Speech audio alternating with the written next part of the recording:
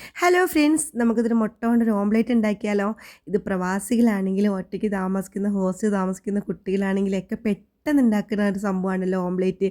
Omelette നമ്മൾ ഒരു പ്രാവശ്യമെങ്കിലും ഇങ്ങനെയൊന്ന് ഉണ്ടാക്കി നോക്കണം കേട്ടോ. നല്ല ടേസ്റ്റാണ് കേട്ടോ, നല്ല ടേസ്റ്റ് പറഞ്ഞാൽ അടിപൊളി ടേസ്റ്റാണ് കേട്ടോ. അതിനായിട്ട് നമ്മളൊരു പാത്രത്തിലേക്ക് പിന്നെ കുറച്ച് ചുമന്ന ഉള്ളിയാണ് കേട്ടോ, ചെറിയ ഉള്ളി അരിഞ്ഞിട്ട് കൊടുക്കുന്നുണ്ട്, 4 ഉള്ളി അരിഞ്ഞിട്ട് കൊടുക്കുന്നുണ്ട്.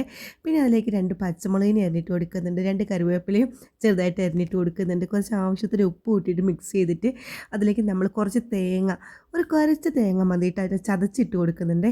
പിന്നെ ഉണക്കമുളകും ചെറുതായിട്ട് അരിഞ്ഞ് കുറച്ച് ഒരു അര സ്പൂണ് പാലും ഒഴിച്ച് കൊടുത്ത് ഒരു മുട്ടയും പൊട്ടിച്ച് ഒഴിച്ച് കൊടുത്തിട്ട് നമ്മൾ ഇതുപോലെ നന്നായിട്ട് മിക്സ് ചെയ്തെടുക്കണം കേട്ടോ കൂട്ടുകാരെ.